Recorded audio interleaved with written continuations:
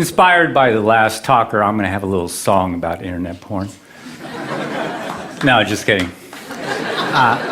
The widespread use of internet porn is one of the fastest moving, most global experiments ever unconsciously conducted. Nearly every young guy with an internet access becomes an eager test subject. Canadian researcher Simon Lajeunesse found that most boys seek pornography by age 10, driven by a brain that is suddenly fascinated by sex. Now, users perceive internet porn as far more compelling than porn of the past. Why is that? Unending novelty. In this Australian experiment, it's not mere nudity, but novelty that gets arousal skyrocketing. Subjects watch 22 porn displays. See that spike? That's where the researchers switched to porn the guys hadn't seen before. What happened? Their erections and their brains fired up. Why all the excitement?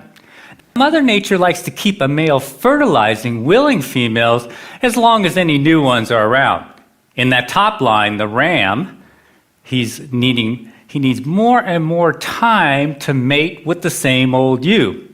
But if you keep switching females, the bottom line, well, it's just not the same. He can get the job done in 2 minutes flat and keep going until he is utterly exhausted. This is known as the Coolidge effect. Without the Coolidge effect, there would be no internet porn. This old mammalian program, the Coolidge effect, perceives each novel female on a guy's screen as a genetic opportunity. To keep a guy fertilizing the screen, his brain releases the go-get-it neurochemical dopamine for each novel mate or image. Eventually, the ram will tire, but as long as the guy can keep clicking, he can keep going, and so will his dopamine. With internet porn, a guy can see more hot babes in 10 minutes than his ancestors could see in several lifetimes. The problem is he has a hunter-gatherer brain. A heavy user's brain rewires itself to this genetic bonanza, so his brain becomes associated with this porn harem. Such behaviors that are associated with this are being alone, voyeurism, clicking, searching, multiple tabs, fast-forwarding, constant novelty, shock, and surprise. As one young guy once asked, are we the first generation to masturbate left-handed? Now, real sex, in contrast, is courtship, touching, being touched, smells, pheromones, emotional connection, interaction with a real person. Now, what happens when our guy finally gets with a real mate? Well, researchers don't know much about the effects of internet porn for several reasons. In 2009, when Lajeunesse tried to study porn's impact, he couldn't find any college-age males who weren't using it.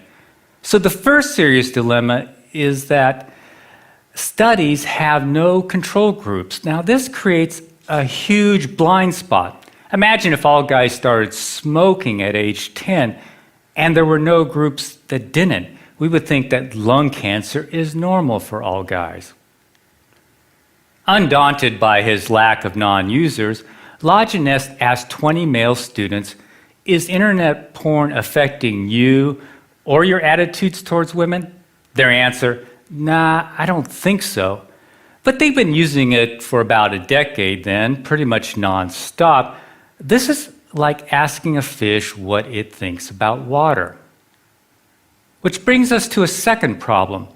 Now, researchers haven't asked porn users about the symptoms Zimbardo described in The Demise of Guys.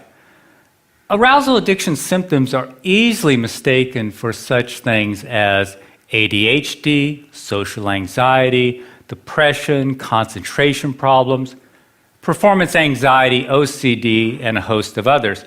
Now, healthcare providers often assume that these conditions are primary, perhaps the cause of addiction, but never really the result of an addiction.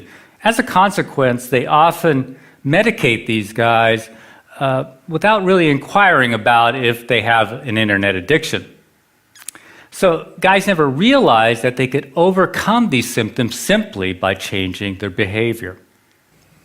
Now, the third problem is it's hard to believe that sexual activity can cause addiction because sex is healthy. But internet porn is not sex. Internet porn is as different from real sex as today's video games are from checkers. Watching a screen full of naked body parts won't automatically protect one from arousal addiction. In this Dutch study, here's the title, they found that, in fact, of all activities on the internet, porn has the most potential to become addictive. Here's why. This ancient program, the reward circuit, evolved to drive us towards natural rewards, such as sex, bonding, and food. As a consequence, extreme versions of natural rewards have a unique ability to capture us. For example, high-calorie foods or hot, novel babes give us extra dopamine. Too much dopamine, though, can override our natural satiation mechanisms. For example, give rats unlimited access to junk food, and almost all of them will binge to obesity. This is also why 4 out of 5 Americans are overweight, and about half of those are obese. That is, addicted to food. Now, in contrast to natural rewards, drugs such as cocaine or alcohol only hook about 10% of users, whether they are rats or humans. This binge mechanism for food or sex was once an evolutionary advantage. In essence, it is getting it while the getting is good. Now, you can think of wolves packing away 20 pounds of meat per kill, or it's mating season and you're the alpha male. What if mating season never ends? All those hits of dopamine can tell your brain to do 2 things. First, they say, man, you have hit the evolutionary jackpot. Second, they kick in a molecular switch called delta phos-B. I know it's a fancy word, but dopamine kicks in delta phos-B, and that starts to accumulate in the brain's reward circuit. Now, with excess chronic consumption of drugs or natural rewards, this buildup of delta phos-B starts to alter the brain and promotes a cycle of binging and craving. If the binging continues, the delta phos-B builds up and it can lead to brain changes seen in all addicts. So the dominoes are excess consumption, excess dopamine, delta phos-B, brain changes. One of the first changes is a numb pleasure response. It kicks in, and so everyday pleasures really don't satisfy a porn addict. At the same time, other physical changes in the brain make the brain hyperreactive to porn. Everything else in the porn user's life is sort of boring, but porn is super exciting. Finally, his willpower erodes as his frontal cortex changes. I can't emphasize this enough. All addictions share these same brain changes and the same molecular switch that kicks them in, delta phos-B. Now, scientists have used brain scans to measure these changes in drug addicts. Up here, these scans show a reduced pleasure response in drug addicts.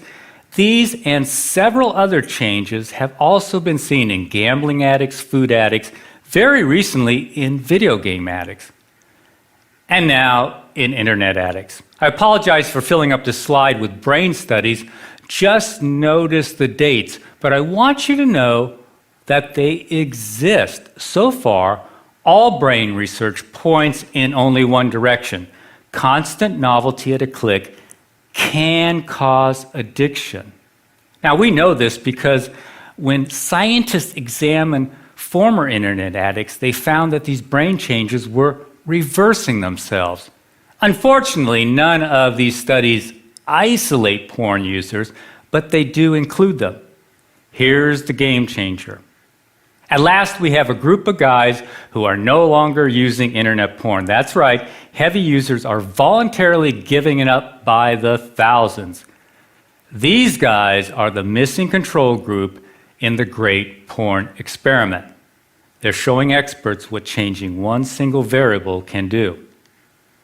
I call it the resurrection of guys, as opposed to the demise of guys. Now, before I continue, you probably want to know why any porn-loving guy in his right mind would give it up. 2 words: erectile dysfunction. Internet porn is killing young men's sexual performance. Now, Zimbardo said young guys are flaming out with women. This survey by Italian neurologists confirms what we have witnessed over the last few years. Now, sexual enhancement drugs often stop working for these guys if they ever did, because the problem isn't below the belt where Viagra works, nor is the problem really psychological. It's due to physical changes in the brain, those addiction-related changes. Their numb brains are sending weaker and weaker signals to their bananas. As Dr. Foresta says, it starts with lower reactions to porn sites, then there is a general drop in libido, and in the end, it becomes impossible to get an erection. There are 3 takeaways from this. First, Foresta is describing a classic addiction process, gradual desensitization. Second, internet porn is qualitatively different from Playboy. Widespread youthful ED has never been seen before. And finally, ED is often the only symptom that gets these guys' attention. The question is, what less obvious symptoms are they missing? Most don't figure that out until after they quit. Here's a guy in his late 20s. I've been to psychologists and psychiatrists for the last 8 years, have been diagnosed with depression, severe social anxiety, severe memory impairment, and a few others. Have tried Effexor, Ritalin, Xanax, Paxil, dropped out of 2 different colleges, been fired twice, used pot to calm my social anxiety. I've been approached by quite a few women, I guess due to my looks and status, but they quickly flew away due to my incredible weirdness. I've been a hardcore porn addict since age 14. For the last 2 years, I've been experimenting and finally realized that porn was an issue. I stopped it completely 2 months ago. It has been very difficult, but so far incredibly worth it. I've since quit my remaining medication. My anxiety is non-existent. My memory and focus are sharper than they've ever been. I feel like a huge chick magnet, and my ED is gone too. I seriously think I had a rebirth, a second chance at life. This is why pockets of guys are appearing all over the web, bodybuilding sites, sports sites, pickup artist sites, wherever men congregate. In essence, they are seeking a neurochemical rebirth. Here's a group on Reddit.com who call themselves Fapsternauts. Fapping is slang for solo sex, but what they really mean is giving up porn. They've added about 2,000 members since I captured this picture a month ago. This movement to unhook from porn is growing rapidly. In fact, groups are springing up all across the web and in Europe too. But there is a bizarre fly in the ointment. Guys in their early 20s aren't regaining their erectile health as quickly as older guys. How can a 50-year-old get his mojo back quicker than a 20-something? The answer, even though older guys have been using porn a whole lot longer, they didn't start on today's internet porn. Now, we know this is a key variable because the older guys didn't start having sexual problems until after they got high-speed internet. Now, today's young teens start on high-speed internet when their brains are at their peak of dopamine production and neuroplasticity. This is also when they are most vulnerable to addiction, but there's another risk. By adulthood, teens strengthen heavily used circuits and prune back unused ones, so by age 22 or so, a guy's sexual taste can be like deep ruts in his brain. This can cause panic if a guy has escalated to extreme porn or porn that no longer matches his sexual orientation. Fortunately, brains are plastic, so his taste can revert once he quits porn. As the guy returns to normal sensitivity, his brain looks around for the rewards it evolved to seek, such as friendly interaction and, of course, real mates. Here's one more example of what we hear every day. I feel like the next Sir Isaac Newton or Leonardo da Vinci. Since I quit a month ago, I've literally started a business, taken up piano, been studying French every day, been programming, drawing, writing, started managing my finances, and I have more awesome ideas than I know what to do with. My confidence is sky high. I already feel like I can talk to any girl. I'm the same guy who took 2.5 extra years to graduate from college because of procrastination and depression. I'll conclude with a wish. I'd like to see some Bardos guys who are wiping out, and their caregivers and the experts listen to the thousands of men who are teaching us about arousal addiction by escaping it. Thanks for listening.